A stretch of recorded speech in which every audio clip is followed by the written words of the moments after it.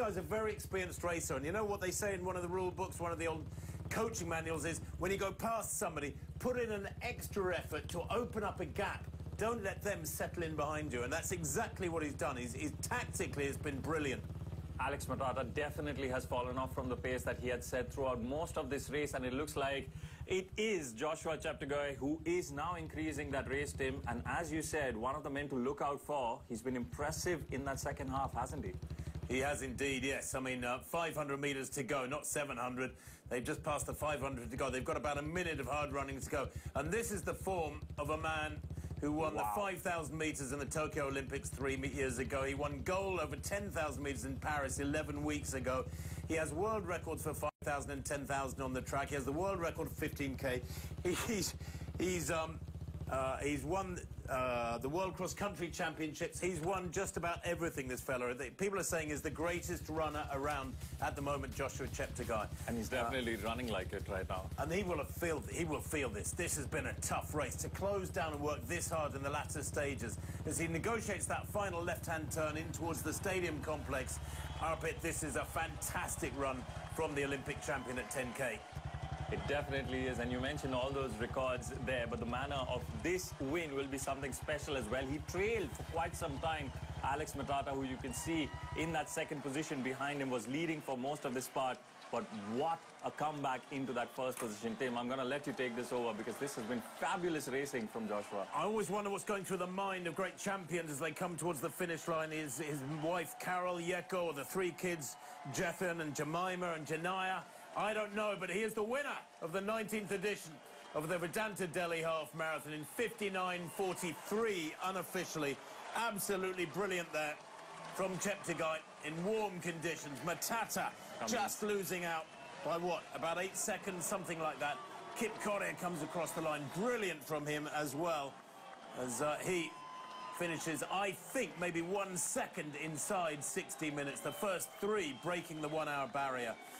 And you can tell they've worked for that. They're all sweating up. They are very, very tired indeed. That was tough. They definitely know what each other has endured, not just in this race, but in the preparation as well. And that group hug that the top three had there, just a testament of the community that is fostered by distance running. And Joshua Cheptegei, with that comeback towards the final stretch of the half marathon, is our winner, coming in first position. We'll get the official time in just a second, as we have our fourth place finish from Ismail Kiprono. Alphonse Simbu, sorry, I must say, Alphonse Simbu comes on in the fourth position. But what a fantastic race by Joshua, as he gets the congratulations from his competitors.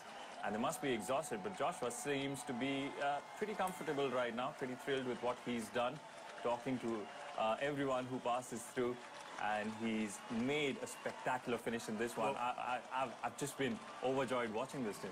Well, he's a super tough competitor. He does recover fast, we know that. You know, he's training for the marathon. Psychologically, he knows he's going to have to get used to that feeling of running many kilometres on very, very tired legs. But yeah, he looks pretty happy, doesn't he? Yep. I always say that the eyes are the windows to the soul, and I love it when people take off their sunglasses and you can see what they're thinking. But he looks happy enough, Joshua Cheptegei, and that was a supremely executed race. Here's the best of the Indians. Wow. Yep. Sawan Barwal, who we mentioned, looked to be quite comfortable as he was running in the lead there, coming down the home stretch towards the stadium, the Jawaharlal Nehru Stadium, and he isn't slowing down, even though he has no one to look over his shoulder to. He wants to set, oh, well, just as I say that, commentators curse, he looks over his shoulder, but there's no one in the back to threaten him, no one to make a comeback like Joshua, and there he is, takes that left in towards the stadium, and he definitely wants to shave off as many milliseconds as he can. He is going to run a massive personal best here. I mean, I just need to check. The Indian record is 60:30 by Avinash Sable from here in Delhi 4 years ago. He's not going to set an Indian record, but his personal best, 64:17. And Sawan Barwal here is going to break that time by something like 1.5 minutes. It's been a fantastic run from Sawan Barwal, the 26-year-old.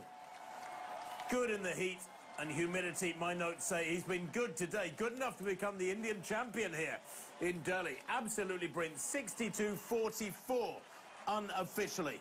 That is a huge personal best. It's over a minute and a half of his lifetime best. That is a seismic leap forwards. That is saying something. We'll come back to Sawan, of course, who will be thrilled at what he's done as we watch Valerie Allman and Adil Sumariwala with our top 3 finishers in the International Elite Men's Half Marathon. Joshua Cheptegei, there in the center, still with his sunglasses on, says everything starts in the mind, and towards the end of that race, he definitely showed it. His mind overcoming everything that Alex Matata had thrown throughout the course of this half marathon, and in the end, just blitzing past him and into that first position and getting the victory. First position for him there. And wow, he's been so impressive, so impressive. Disappeared for a while in the first half of that race. Yeah. In our camera angles, we didn't see him. Only his colorful shots remind us of where he was, a bit of a speck in the distance. Tim, and I'm looking at your face right now, and you're just reminded of what that was and what he did. It was a strange race from Cheptegei because he was up there for the first 5K or so. Then he disappeared. He had a bad middle 10K. Whether or not that was intentional, I don't know. I doubt it. And then he finished like an absolute train over the last 3 or 4 kilometres to close down Matata. Matata, bless him, he's won 3 races this year before today. His 3 half marathons, his 4th half marathon of the year. He comes up against one of the greatest runners in history and gets beaten. There's no shame in that. It was still a brilliant run from Matata. The official winning time for Cheptegei looks like it's 59.46. Yeah. And Matata 59.52. So only 6 seconds in it at the line. Yep. But Alex Matata, of course, will feel the pain of those 6 seconds, because it seemed like at one point of time he had a sizable lead on Joshua Cheptegei. But like Tim has reminded us about all that this man has done over the last 4 years, glorious 4 years that he has had for himself, and now continues to do so. And seems like, you know, the future is probably just as bright as the shots for him.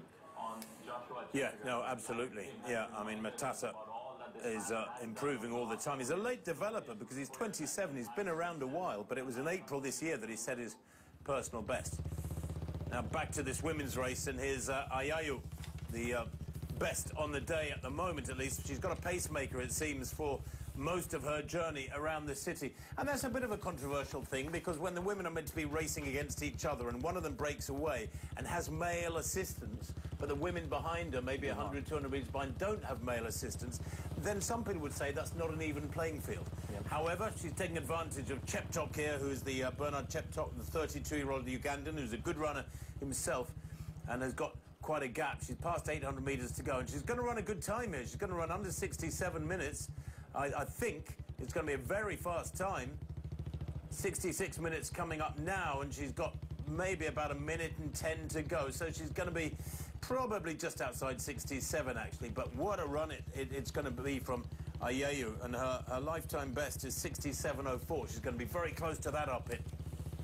But she looks like she will hang on right now in the race. She doesn't look fairly comfortable unless she gets a second win like Joshua and just manages to race through the final yards of this race. For now, she's just keeping pace, like you mentioned, with the pacer Cheptok there, maybe using it as an advantage for her, but she'll take everything that she can get. 500 meters, it says on your screen, the home stretch for the International Elite Women, and Alimadis Ayayu is the one who looks like she's fairly comfortable. That glance again.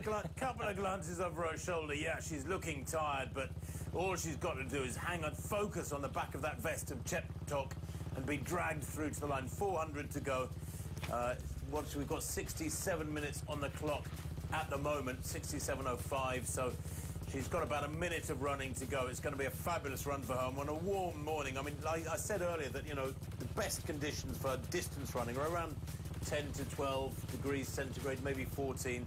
25 is getting too warm, and I'm not sure what the temperature is right now. It's probably outside. Getting to 24, 25. And I think one of the reasons she just looked behind her was Karthik just went past her, and I think in a flash she must have just wondered if she was being overtaken by another elite woman athlete, but she wasn't.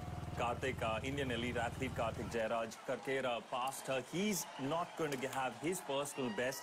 His personal best is 1:05. He's coming in around 1:08 right now, but we're focusing on the runner the runner behind him. Chektov moves away, the pacer moves away as Ayayu makes those final steps towards her first position finish in the Vedanta Delhi Half Marathon 2024. And she's kept at it. She's not looked like she's going to add any pace to it, but she's not slowed down either, in spite of not having too much competition behind her. And there she is with a celebration. Tim? 68-14 by the looks of things to win this 19th edition of the Vedanta Delhi Half Marathon is Alimadis Ayayu. That's a bit of a surprise, I have to say.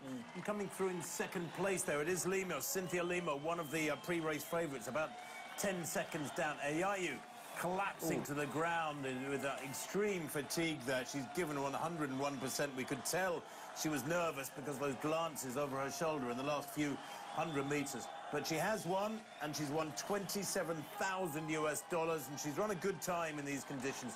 68-14, long way under 70 minutes.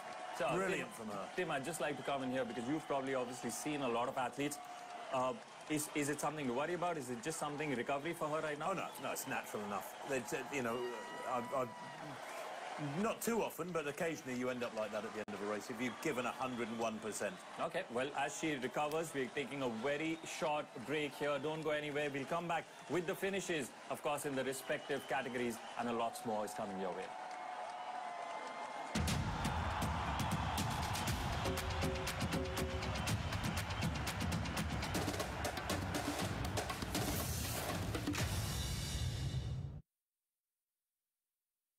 Bank जो है ना वो zero charge करता है zero charges ये तो हम सबको नहीं मिलता है नहीं मिलते थे ब्रो डिस्को के जमाने में पर मेरा बैंक जो है ना सारे सेविंग्स अकाउंट सर्विसेज पर जीरो चार्ज करता है आईडीएफसी फर्स्ट बैंक में अकाउंट होगा तो मोर मिलेगा हाँ ये किधर से मारा था आपकी अलमारी से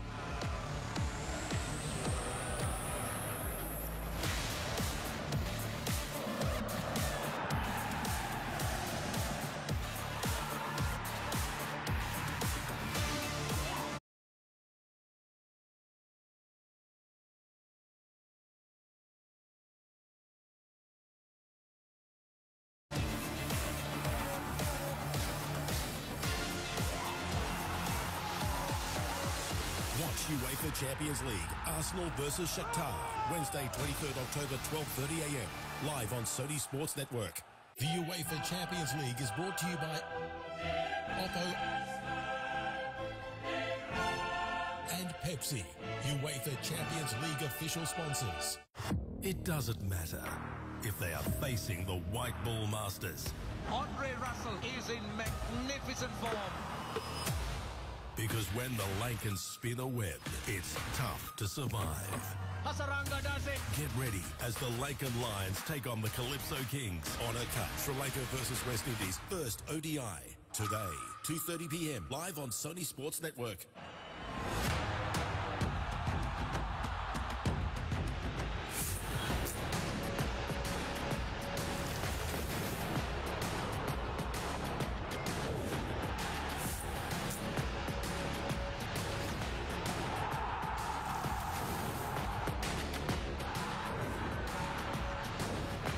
UEFA Europa League.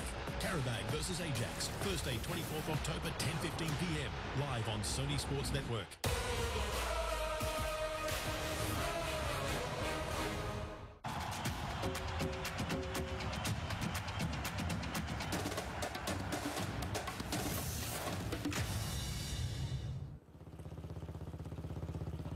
Lily Das, who we did point out looked like she was creating a bit of a gap for herself, now looks like she's running in an independent race. There is no one behind her, and she seemed to be competing with herself. Tim had mentioned her personal best is something that she might look to improve on right now.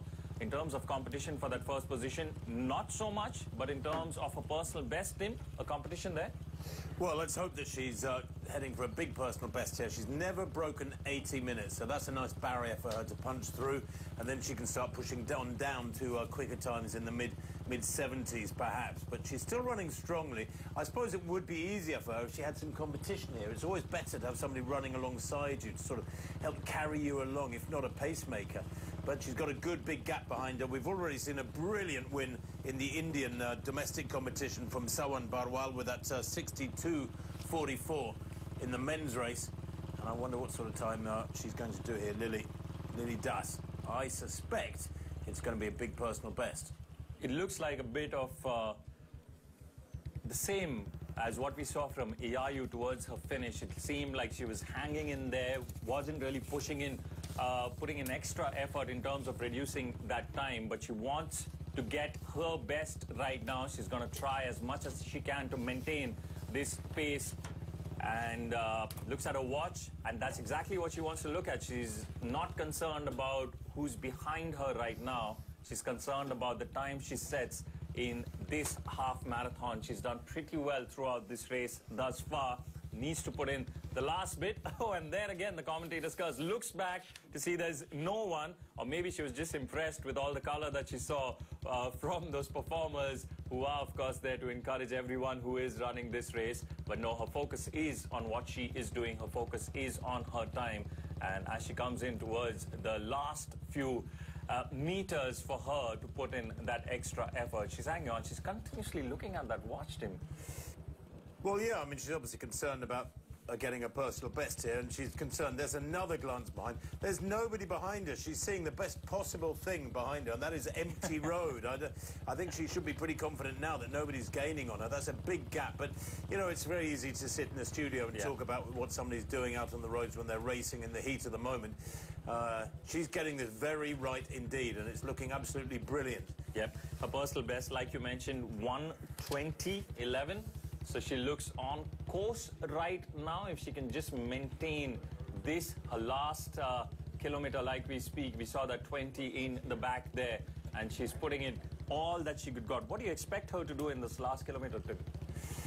I think if she can just survive, I mean, she'll be redlining here. She's absolutely flat out. We saw the effect it had on Ayayo in the international elite race where she was collapsed over the line.